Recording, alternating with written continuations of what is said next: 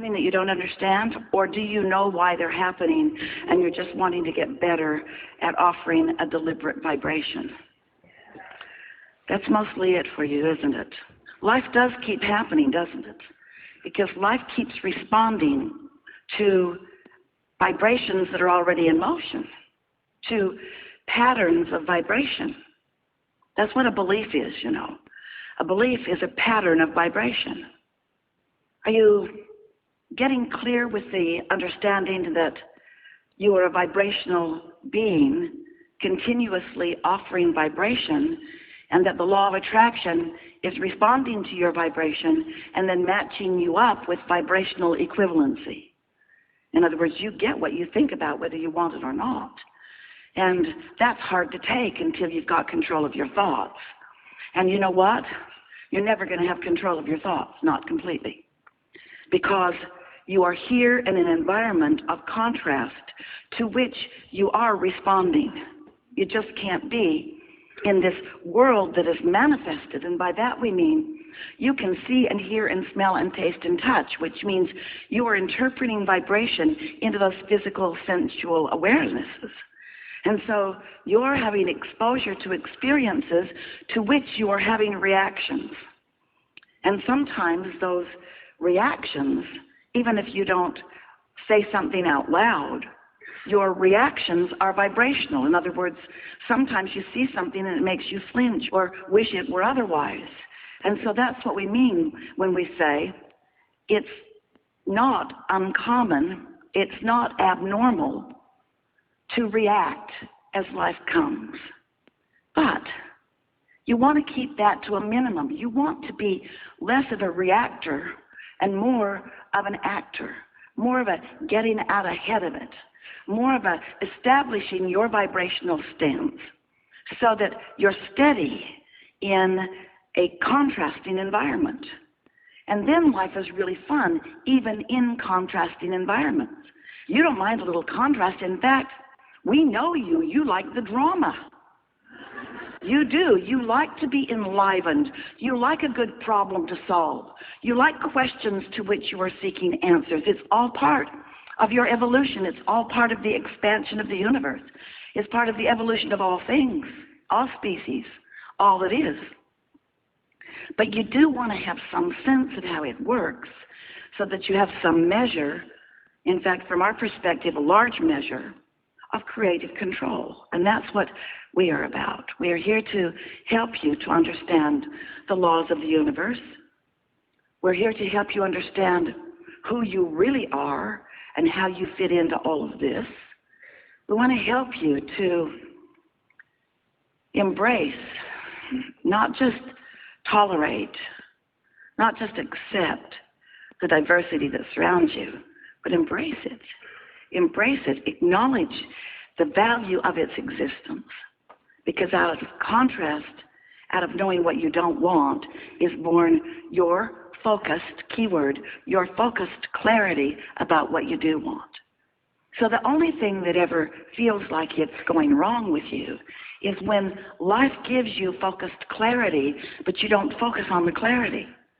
Life gives you focused clarity about what you do want, but you stay focused on what you don't want. And that's a sort of human trait. It doesn't serve you very well, where you stay way too long focused upon the problem, trying to get to the bottom of the problem, when the vibration of the problem and the vibration of the solution are really different vibrational frequencies. The vibration of a question and the vibration of an answer is a very different frequency. So sometimes when you're focused upon the problem, you want to poke at it more to make it bigger. That's okay, because when you make the problem bigger, you make the solution bigger. In fact, they're always equivalent. Problems and solutions are equivalent vibrationally. Different vibrations, but equivalent in velocity, so to speak. You see what we're getting at? So if you sort of don't like that, then you sort of prefer this. And it's sort of boring. But if you sort of don't like it and you don't do anything about cleaning it up, it'll get bigger. So You really don't like it, and then you really want something different. Now, there's something you can get your teeth in. Now you can feel the solution. Now, you might say in human terms, oh, that problem's worth me working on. A problem is just, you're lazy. We love you so much, but we get it. You don't want to make mountains out of molehills. You don't want to exaggerate something, but here's how it works. If something's bothering you, and you don't figure out what you desire, and then through practiced thought, train your vibration or accomplish a belief that matches your desire so that there's no daylight, so to speak, so that there's no vibrational variance between your desire and your belief, then you're always going to have that sort of edgy feeling. When you want something and you yourself are vibrationally opposed to it, it's uncomfortable. Do you have a friend or someone you know, and there's a subject that you both come to often, and so you discuss it fairly frequently, and you have opposing points of view? And with this friend or acquaintance, do you ever state your case, which just causes your friend to state their case, which rarely convinces you, just makes you make your case stronger, which rarely convinces them, just makes them make their case stronger? You got any friends like that? So you just keep getting more and more tense when you're on that subject. You know what we're talking about? Well, we would like you to understand that you're doing that just with you all the time. It's you and you. It's your desires and your beliefs at odds, just like that. I want this, but, you say. And the more you say you want it, often the more you but it. And the more you but it, the more you launch rockets of desire. So your desire gets stronger, and often so does your resistance. Don't do that. Other than the increased drama, you really like to conquer things, so you make big problems so that you can conquer them, so that you can claim you've conquered them. And we say, it is a form of creation, it's just going about it the hard way, don't you think? We would like to proclaim to you that you've lived enough life, you've reacted to enough experience, that you have managed to create a vibrational reality that, while it has not manifested, it exists and is real and is working for you. It's there for you, and you can sense it and feel it, even though you may not yet be able to see it, hear it, smell it, taste it, and touch it. And because you're human, that's a good thing. Because you're human, you focus mostly on what you can see and hear and smell and taste and touch. So you don't get too excited about sensing something that's in the becoming. If you were in your field and you had tilled your soil, which you're doing all the time with the life experience that you're living, and you plant your kernel of corn in your fertile field, as soon as you put it in the ground, you don't say, I'm waiting. You don't say, okay, I'll give you 10 minutes. You don't stomp on the ground impatiently, because you understand that there is a gestation process. You understand that there is a process, and you know that you've put it there, and as you're tending to it, it will do what it naturally does. It will produce a stalk. It will produce ears of corn. It will produce what you want it to, but there is a process that it will undergo.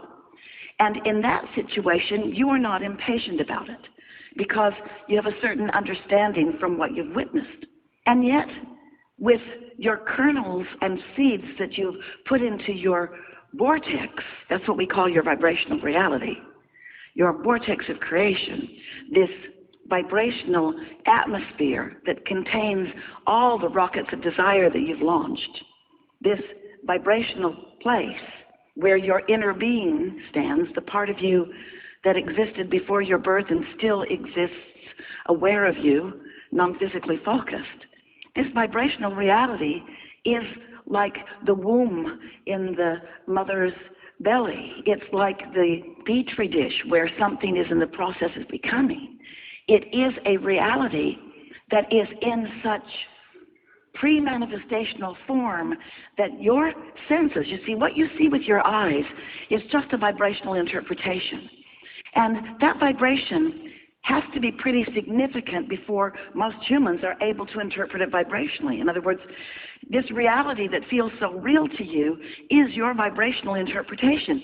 But because you've been doing it always, you don't say, oh, I'm interpreting vibration and therefore I see this, or I'm interpreting vibration and therefore I smell this. You mostly don't even consider the fact that you vibrationally interpret things different than other species around you. Your dog vibrationally interprets things, so therefore can smell things that you can't or wouldn't want to smell. And you don't say, stop it, you little faker. You accept that the dog is onto something. And so we want you to know that you can be onto things like your dog is onto things. You can get better at vibrationally interpreting things so that you can... We all vibrationally interpreted that.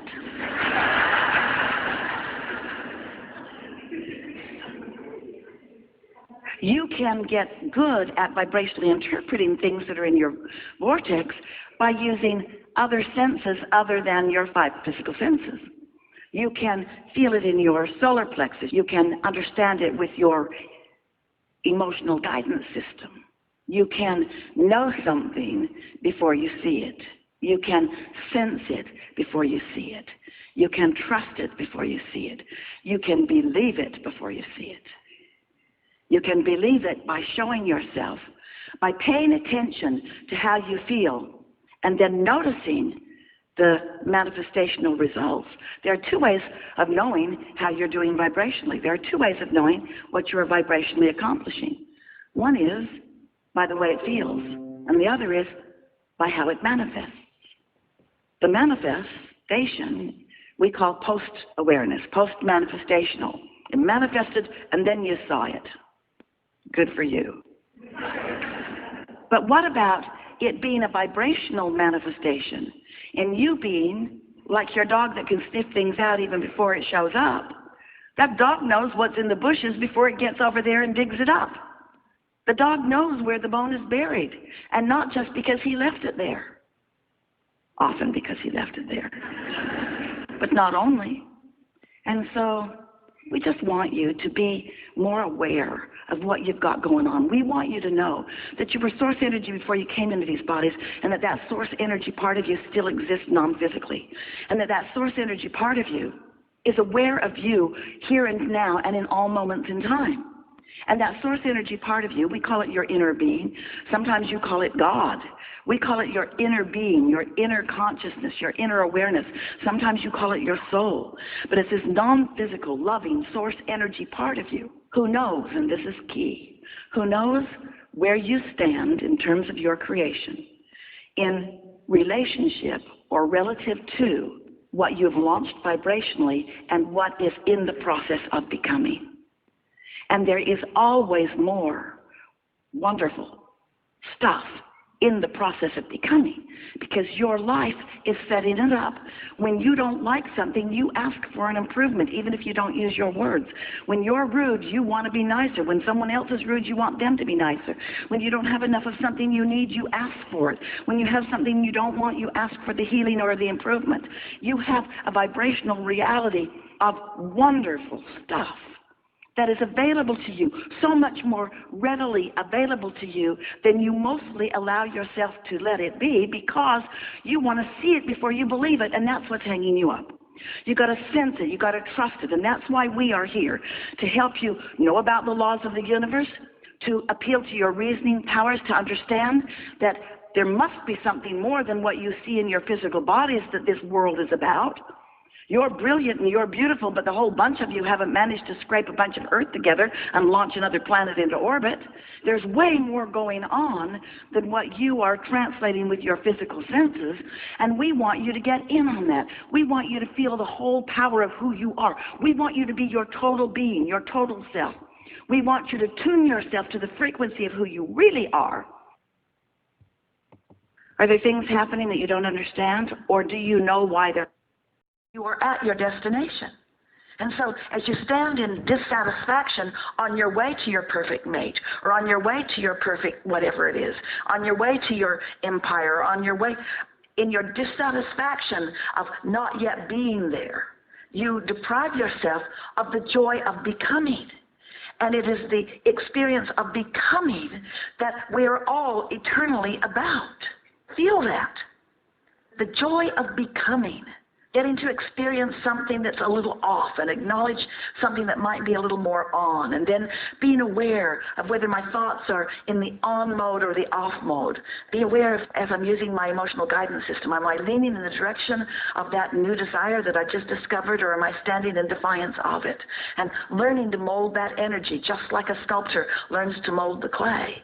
And feeling your way through it, feeling what thoughts feel best to you and what thoughts don't feel so good, and feeling the spark of a new idea, and then the discomfort of not moving toward it, and then the more satisfaction of moving in the direction of it, and then the feeling of the increase of positive momentum, and feeling your juices really beginning to flow, and feeling yourself moving from slight satisfaction into stronger satisfaction, into true eagerness and passion, and then watching yourself, feeling yourself receive inspiration to take action in some way, even if it's the action of moving toward another thought, the action of moving toward another person, the action of taking this exit or going into this place or moving over there, and then the feeling of rendezvous and listening to another having conversation with you about something you've been thinking about, and then experiencing the feeling of elation as you realize that you're on the same wavelength and that there's something big going on as the cooperative components are gathering, as they always are on your behalf, but this time you're consciously in on it.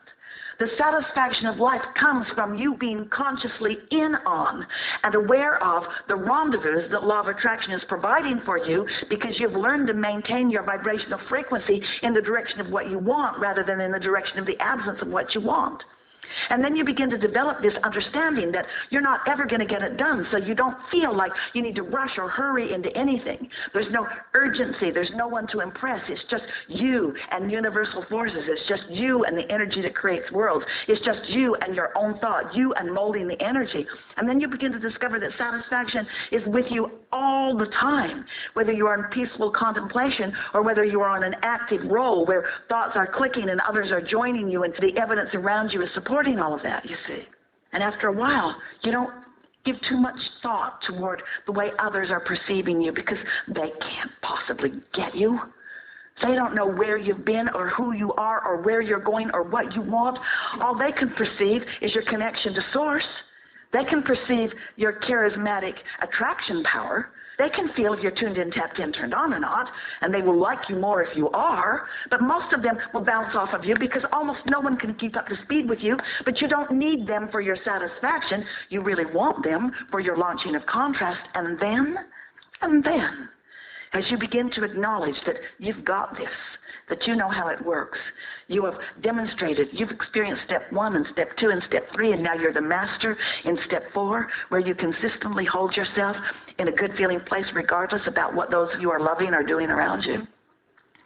And as you are tuned in more and more and more and more of the time, then others who are tuned in more and more and more of the time begin rendezvousing with you more and more and more and more and more and more and more, so that your conversations are satisfying in new ways, so that you become some of those humans who are collaborating with your non-physical counterparts in ways that are giving you formulas to things and impulses to things and ideas about inventions and solutions to the bogus thought that there are people that are born mentally ill.